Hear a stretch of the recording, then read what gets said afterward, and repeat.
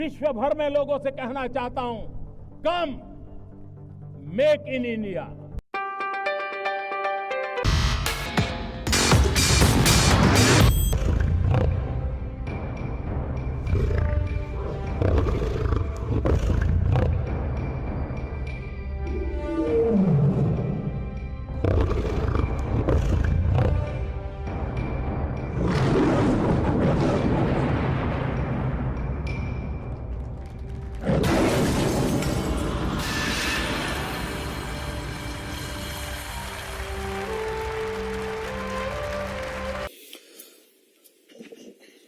मित्रों,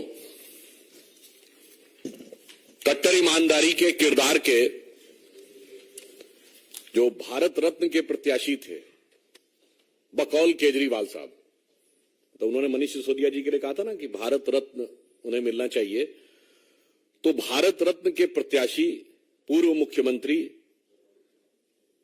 पूर्व उप मुख्यमंत्री श्री मनीष सिसोदिया जी, जो वर्तमान मुख्यमंत्री केजरीवाल जी की तरफ से भारत रत्न के प्रत्याशी थे, अब उनकी पार्टी के लाल और जवाहरात जितने भी हैं वो अभी फिलहाल हवालात में हैं।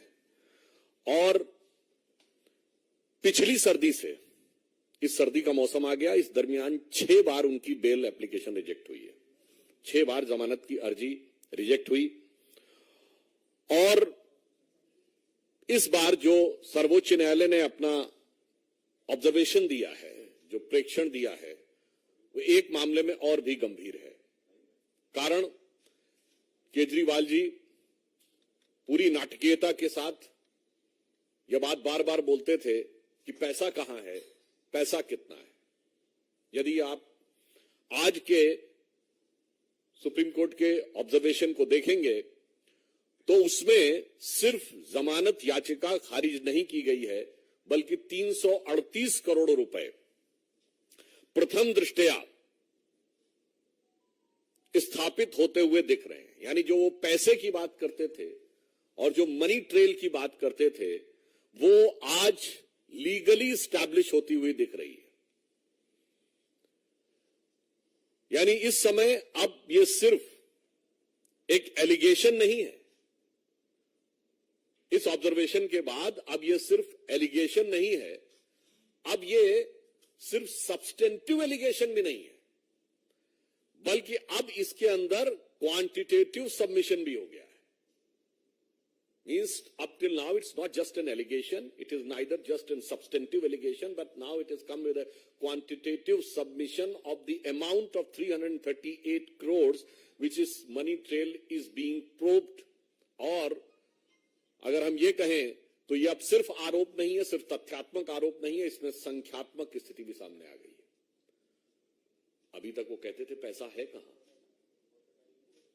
वो जितनी भी बातें करते थे केजरीवाल साहब, तो पैसा मीडिया की रिपोर्ट में नहीं बताया जाता। पैसा जांच एजेंसी बताती है न्यायालय के सामने, और न्यायालय के समक्ष उपस्थित साक्ष्यों के माध्यम से यह पैसा उजागर हो रहा है। अब मुझे लगता है केजरीवाल जी की सरकार को बताना पड़ेगा न्यायालय को कि पैसा कहां है, ये शराब घोटाले का पैसा कहां है। लगता डूब गया है पैसा। वैसे शराब में बहुतों का पैसा डूबता है, उन्होंने दिल्ली की आम जनता की कमाई का पैसा भी डुबोया है। और मुझे लगता है कि वो ऐसे डूबे होंगे कितनी आसानी से इसमें उबरने का चांस नहीं है। जो कहा गया ना कि शराब के लिए कि हजारों घर हैं डूबे बोतलों के बंद पानी में, जो इसमें डूबे वो न उबरे जिंदगानी में। तो I am having serious doubts कि whether they will be able to overcome out of this case of corruption. अब एक और बात है, आपको ध्यान हो कुछ दिन पहले जब अमित अरोड़ा, जो इसमें वन ऑफ द आरोपी हैं, जिन्होंने बात कही थी कि सारी बात मुख्यमंत्री के उपस्थिति में हुई थी, इससे अब यह भी साफ हो जाता है कि इस कट्टर ईमानदारी के किरदार में कितनी चोरी है और कितनी सीनाजोरी है।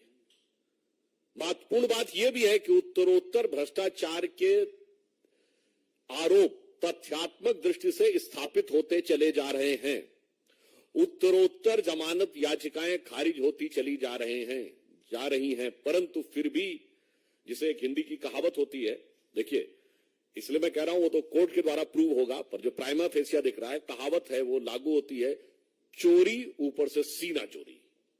ये इस समय आम आदमी पार्टी के कैरेक्टर में बहुत साफ दिखाई पड़ने लगा है। इसलिए, और मैं तो बल्कि ये कहूंगा कि चोरी और सीना चोरी के साथ साथ वो इसके अंदर एक नाटकीयता का पुट भी देने का सदैव प्रयास करते हैं। कभी शहीद भगत सिंह जी के परिवार वालों का आपत्ति आई थी, उनकी फोटो लेके चलने लगते हैं। कभी शराब घोटाले में लिप्त पार्टी, एक पौवे के बदले दूसरा पौवा फ्री देने वाली पार्टी, महात्मा गांधी की समाधि पर जाकर कसम खाती है कि हम ईमानदार हैं। अरे भाई, ईमानदारी और बेईमानी छोड़ दीजिए, एक पौवे के बदले दूसरा पौवा दिया है तो नीति थी ना। तो गांधी जी को उसको बीच में क्यों ला रहे हो, जिनका कि जन्मदिन ड्राई डे होता है और गांधी जी का जन्मदिन बना रहा। तो इसलिए मैंने कहा कि चोरी, सीना चोरी और उसके ऊपर से यह नाटकीयता, ये आम आदमी पार्टी का स्वाभाविक सहज चरित्र बनता चला जा रहा है। इसलिए अब हम आम आदमी पार्टी से और केजरीवाल जी से हम पूछना चाहते हैं कि बताइए वो पैसा कहां है, वो 338 करोड़ रुपए जिसके बारे में आज न्यायालय के प्रक्रिया के दौरान प्राइमा फेसिया वो दिखाई पड़ रहा है कि उसका गबन हुआ है या करप्शन हुआ है। तो अब दिल्ली की जनता पूछती है कि केजरीवाल साहब वो पैसा कहां है, उसे बताइए और इधर उधर की बातें मत करिए। और स्पष्ट रूप से सुप्रीम कोर्ट को भी बताना होगा, संवैधानिक दृष्टि से और वैधानिक दृष्टि से, और दिल्ली की जनता को बताना होगा नैतिक दृष्टि से। Now it is become incumbent on the part of Aam Aadmi party government and its chief minister Arvind Kejriwal ji, constitutionally and legally to tell the Honorable Supreme Court that where is the money, and morally it is incumbent on their part to tell to common man of Delhi where is the money. धन्यवाद।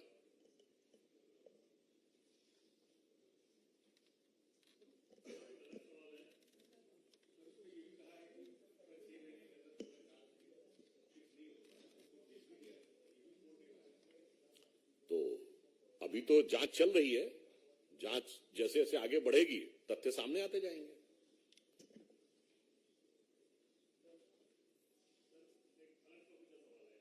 क्या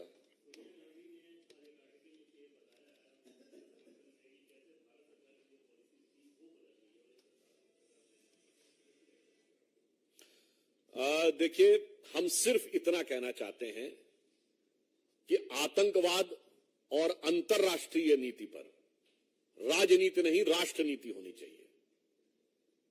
आतंकवाद के विषय के ऊपर किंतु परंतु का स्कोप नहीं होना चाहिए।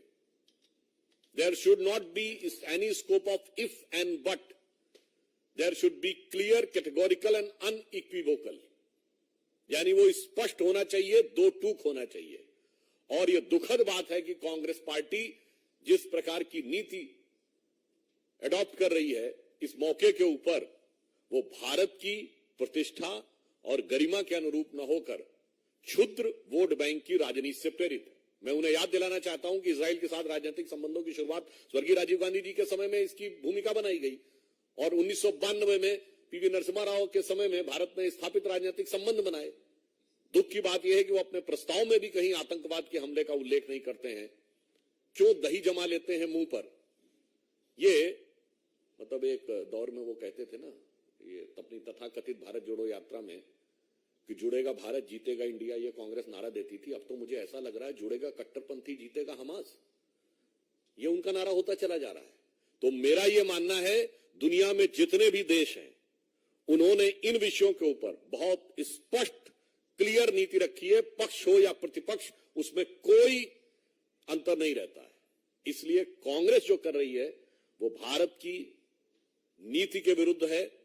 और हम ये भी कहना चाहेंगे मैं याद दिलाना चाहता हूं 1995 में जिनेवा में अटल जी गए थे समर्थन करने के लिए, नेता प्रतिपक्ष होते हुए, और नरसिम्हा राव सरकार का पूरा समर्थन किया था। विदेश में जाके घर में आके कश्मीर के मुद्दे के ऊपर हमारा भयंकर मतभेद था। इसलिए मैं सिर्फ ये कहना चाहता हूं कि इस विषय के ऊपर कांग्रेस को अंतर्राष्ट्रीय दृष्टि से देखना चाहिए।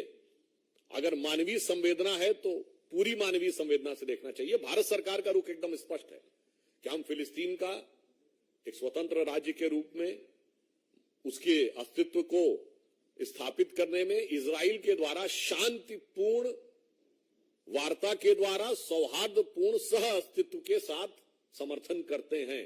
अब जब न वार्ता हो, न शांतिपूर्ण हो, न सौहार्द हो, न सह अस्तित्व हो, तो इसमें कौन सी चीज उन्हें नजर आ रही है जो भारत सरकार की नीति के विरुद्ध है, यह उन्हें स्पष्ट करना चाहिए।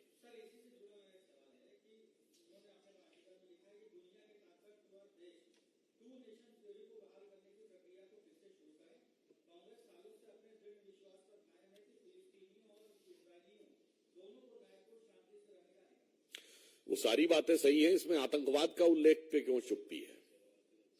और उन्होंने दूसरे देश तो क्या, पहली बात तो इस देश के ऊपर इस मुद्दे पे मैं एक और बात आपसे पूछना चाहता हूं। इससे पहले आप बता सकते हैं कांग्रेस के किसी नेता ने आर्टिकल लिखा हो किसी अंतर्राष्ट्रीय समस्या पे? मुझे शोध करके बताइएगा कि इंटरनेशनल कॉन्फ्लिक्ट के ऊपर कांग्रेस के सीनियर मोस्ट लीडर ने पिछले हाल के वर्षों में कब आर्टिकल लिखा है। और ये तो भारत में कर चुके हैं। इसी के समकक्ष 26/11 हुआ था। और अब बैरक ओबामा ने अपनी किताब द प्रॉमिस लैंड में 2010 में अपनी यात्रा के दौरान डॉक्टर मनमोहन सिंह से वार्ता के आधार पर यह लिखा था कि भारत की सेना एक कड़ी कार्रवाई करने के लिए तैयार थी, मगर उस समय की कांग्रेस सरकार ने इसलिए कार्रवाई नहीं की पाकिस्तान के विरुद्ध, क्योंकि उन्हें लग रहा था कि इससे उपजे वातावरण से भारतीय जनता पार्टी को राजनीतिक लाभ न हो जाए। इसलिए देश की सुरक्षा और आतंकवाद से लड़ाई को राजनीति के नफे नुकसान के सियासी तराजू पर तौलकर मत देखिए, देश के दीर्घकालिक हित को ध्यान में रख के देखिए।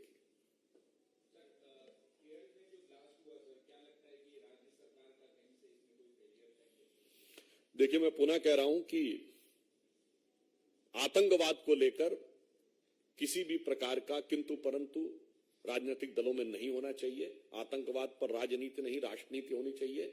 जांच की प्रक्रिया शुरू हुई है और उसके द्वारा यह बात सामने आएगी।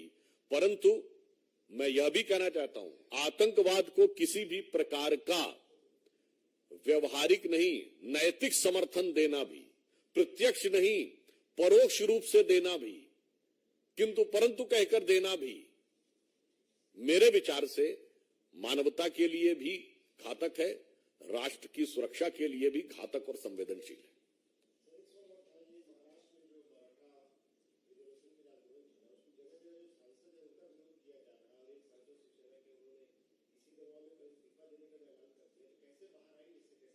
उस विषय पे महाराष्ट्र की सरकार पूरी संवेदनशीलता और सजगता के साथ उस विषय के ऊपर ध्यान भी रख रही है और उपयुक्त कार्रवाई कर रही है।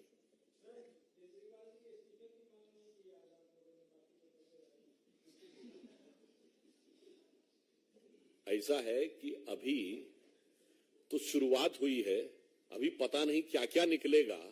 इस्तीफे से पहले तो उनके 3 लोग तो जा चुके, तो धीरे धीरे मोहब्बत करेगी असर धीरे धीरे वाली बात है। देखिए, पहले कौन गए? मंत्री। फिर एक स्टेप ऊपर गए, कौन गया?